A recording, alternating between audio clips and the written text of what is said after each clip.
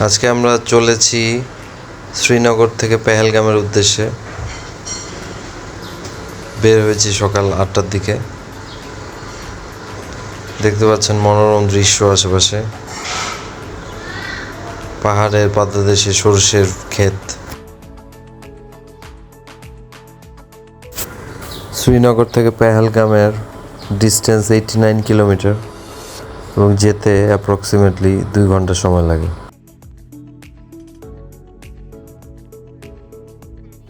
আমরা যে tour and travel agency দিয়ে এসেছিলাম তারাই আমাদের গাড়ি ঠিক করে দিয়েছিল, সেই গাড়িতেই আমরা যাচ্ছি পেহেলগামের উদ্দেশ্যে।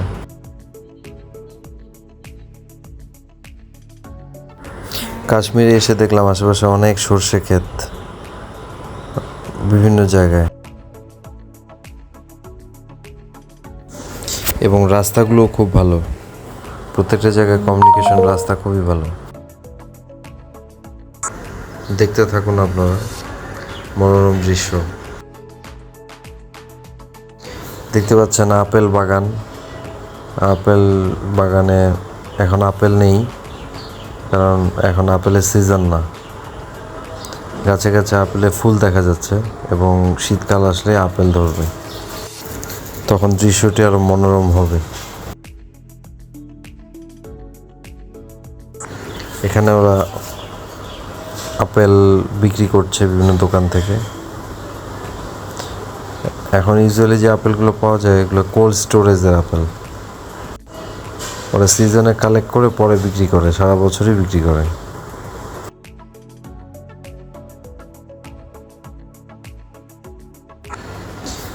কাশ্মীরে আপেল চাষ হয়, মালটার চাষ হয়, আখরোট চাষ হয় এবং নাশপাতির চাষ হয় অনেক।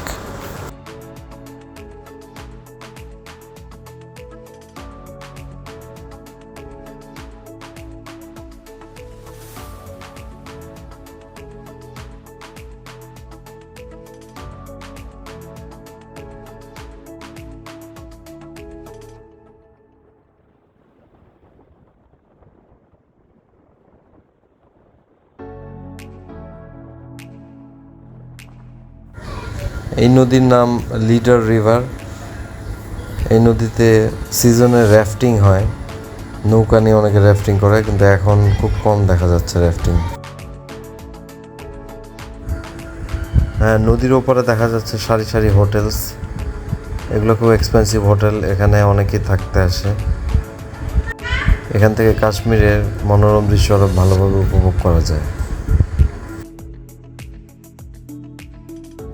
এখানে দেখেছি অনেক রকম গাছ, নাম না জানা গাছ এখানে সেখানে।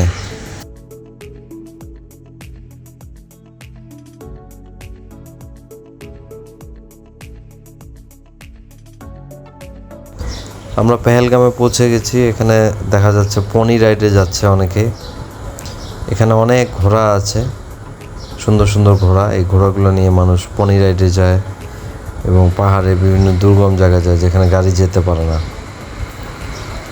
মনোরম দৃশ্য।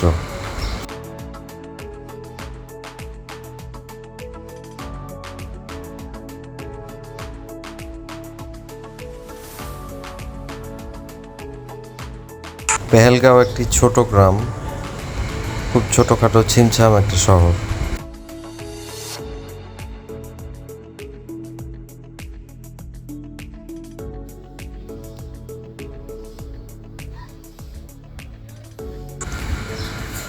দেখা যাচ্ছে লোকালের বাড়িঘরগুলো পাহাড়ের পাদদেশে। এটা আমাদের হোটেল রুমের সামনে। আমরা যে হোটেলটা নিয়েছিলাম একদিনের জন্য, আশপাশে সবই মোটামুটি হোটেলস। হোটেলে কিছুক্ষণ রেস্ট নিয়ে আমরা বেরিয়ে পড়লাম কয়েকটি জায়গা দেখব বলে। হোটেল রুম থেকে আবার গাড়ি ঠিক করা লাগলো আমাদের 3টে স্পট দেখার জন্য।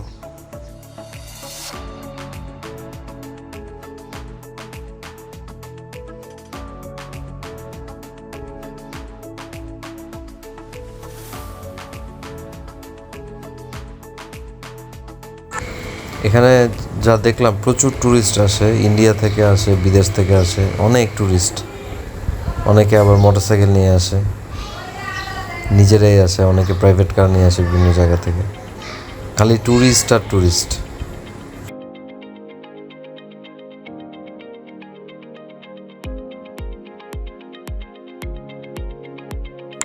আশপাশে এত মনোরম দৃশ্য যে কোনটা ছেড়ে কোনটা দেখবেন, এরকম অবস্থা।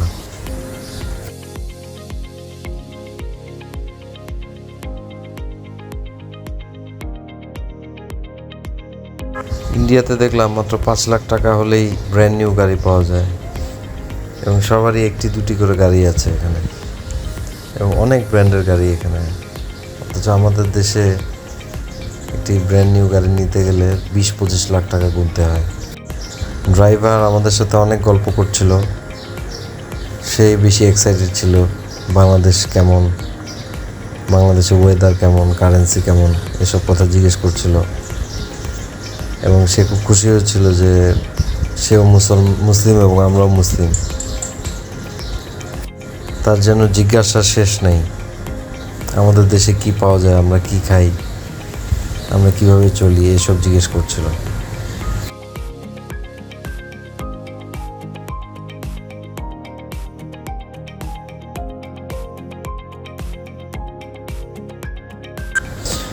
পুরো বিস্তীর্ণ এলাকা জুড়ে দেবদারু গাছ, পাহাড়ে শুধু দেবদারু গাছ এবং অদ্ভুত গাছগুলো, এত বিশাল বিশাল গাছ, এবং এক একটি বয়স হবে মেবি 50 ইয়ার্স, 25 ইয়ার্স।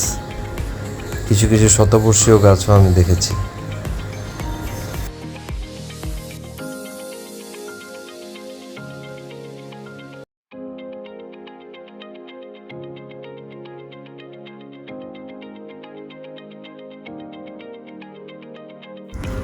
অবশেষে পৌঁছে গেলাম চন্দনবাড়িতে। এটা একটা ভ্যালি, পাহাড়ের পাদদেশে একটি জায়গা, খুব সুন্দর মনোরম দৃশ্য। আপনারা স্কোপ পেলে অবশ্যই কাশ্মীরে আসবেন, যেটাকে বলা হয় পৃথিবীর ভূস্বর্গ। ইউরোপের চেয়ে কোনো অংশে কম নয়। চন্দনবাড়িতে এসে অনেকেই ভ্যালিতে গিয়েছে, বাট আমরা সাহস করতে পারিনি, কারণ এত ঠান্ডা, শীতে আমরা জমে যাচ্ছিলাম, যে কারণে একটা রেস্টুরেন্টের ভিতর বসেছিলাম, সেখান থেকে ভিডিও করেছি।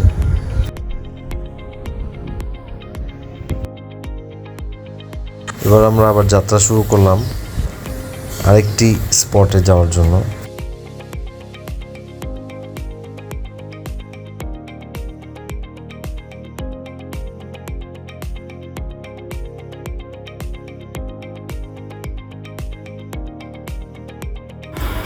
এক পাশে পাহাড় এবং এক পাশে রাস্তা, খুবই মনোরম দৃশ্য।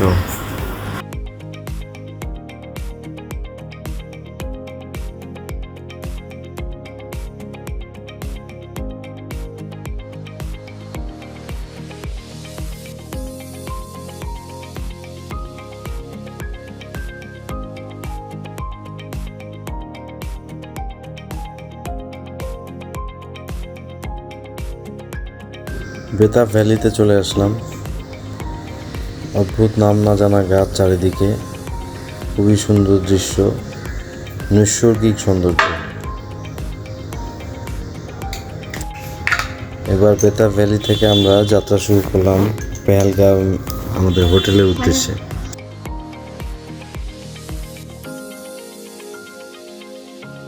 যেতে যেতে প্রায় বিকাল হয়ে গেল।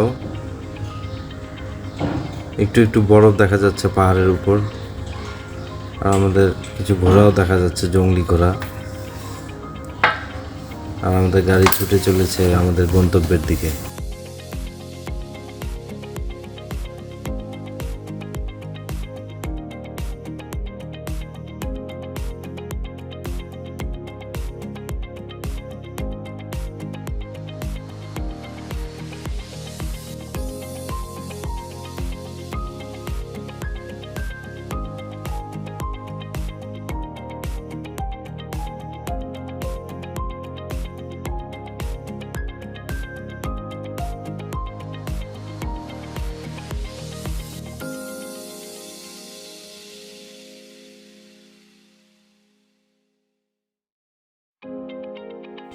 আশেপাশে লোকালয় আছে, ছোট ছোট গ্রাম আছে, অধিকাংশ পরিবারই দরিদ্র পরিবার।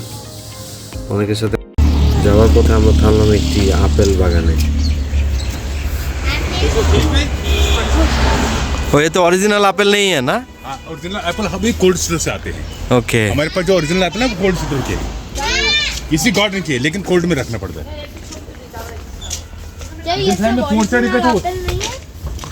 এখন আপেল ধরে নেই বাবা।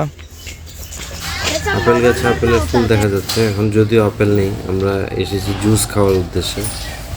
তো ভদ্রলোক আমাদেরকে জুস বানিয়ে দিচ্ছে আপেল দিয়ে। একদম ফ্রেশ আপেলের জুস খেলাম। ওনাকে একটা দিই। অবশেষে আমরা হোটেলের উদ্দেশ্যে রওনা হলাম।